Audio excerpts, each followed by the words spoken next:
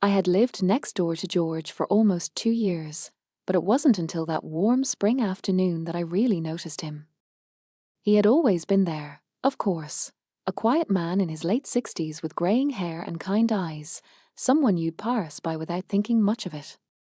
He'd wave as he worked on his garden or tinkered with his old bicycle, and I'd offer a polite nod in return. That was the extent of our interactions. Neighbours, nothing more, but on that day, the day the scent of jasmine and fresh-cut grass filled the air, something shifted. I was out on my porch, sipping coffee and watching the sun dip low in the sky, when I saw him standing at the edge of his yard, looking over the fence toward me. He was holding something in his hand, a small, weathered box. "Hey, Emily," he called, his voice carrying across the yard. I hadn't realized he even knew my name. "Could I ask you a favor?" I glanced up, a little startled. "Sure, George. What's up?" He stepped closer to the fence, his face thoughtful. "Well, I've been meaning to invite you over for a while now. I have something I think you'd like to see. Something that's been in the family for a long time." He hesitated, as though unsure of how to continue. "I understand if you're busy, but I thought maybe you'd like to come by this afternoon. A cup of tea, some quiet conversation. No pressure, of course." I blinked, taken aback.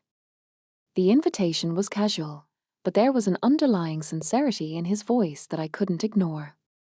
George had never been one for grand gestures or forced pleasantries. For him, this felt like an unexpected, yet honest, gesture. "I'd like that," I found myself saying before I could second-guess myself. He smiled, his eyes crinkling at the corners. "Good. I'll see you in a bit, then." I watched him walk back toward his house, the box still in his hands. There was something mysterious about the way he'd spoken, something that piqued my curiosity. As I made my way to his front door, I felt a strange sense of anticipation. What could he possibly want to show me? And why me, of all people? George's house was older than mine, a charming little cottage with ivy creeping up the sides of the stone walls. The front door creaked slightly as I knocked, and after a moment, it opened to reveal him standing in the doorway, that same warm smile on his face. Come on in," he said, gesturing for me to enter. I stepped inside, immediately struck by how cozy and lived in the space felt. It wasn't grand, but it was filled with warmth. The walls were lined with bookshelves, their contents arranged haphazardly, as if they had simply been collected over the years, some with dog-eared pages, others untouched for decades. The air smelled faintly of wood and old paper, mixed with the scent of something baking in the oven. "Tea?" he asked, already heading toward the kitchen. I nodded. "Yes, please." As he prepared the tea, I couldn't help but look around. It was a comfortable, cluttered place. There were small trinkets on every surface, a brass clock, a few porcelain figurines, and an assortment of framed photographs.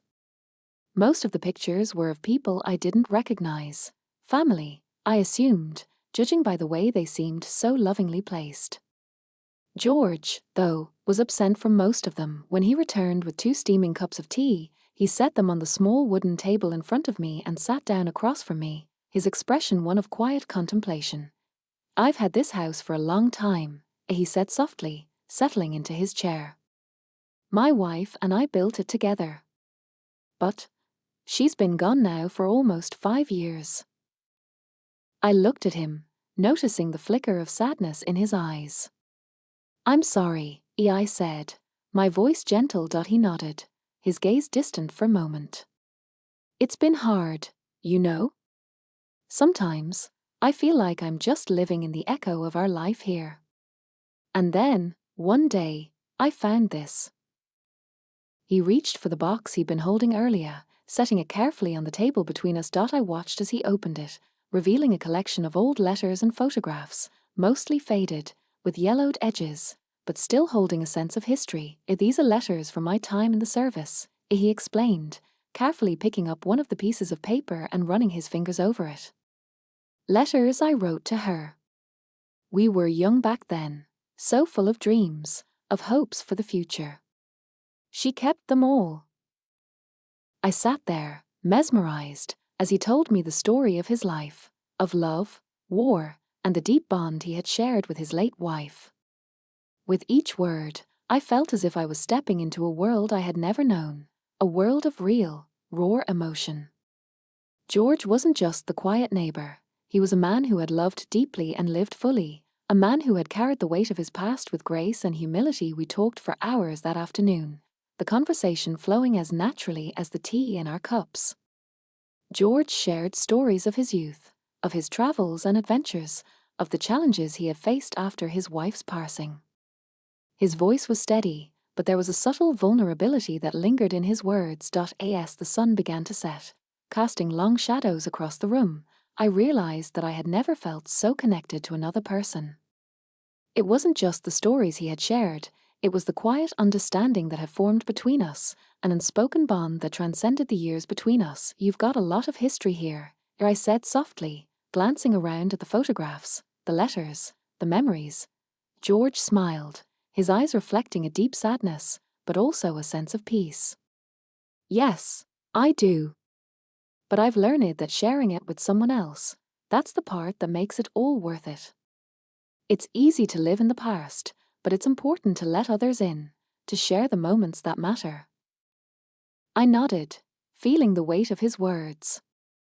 There was something profoundly moving about his openness, his willingness to share his life with me, a stranger. It felt like a privilege to be part of his world, even for just a brief moment. As I stood to leave, George walked me to the door, his hand resting briefly on my shoulder. Thank you, Emily, he said quietly, for coming over. I don't get many visitors these days, but I'm glad you were here. I smiled, my heart full.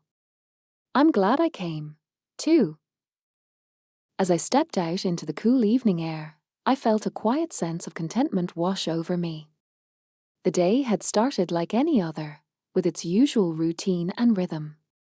But in the space of a few hours, it had turned into something far more meaningful, something that reminded me of the beauty of human connection, of how unexpected moments can become profound turning points in our lives. And I knew, as I walked back to my house, that I would return to George's home one day.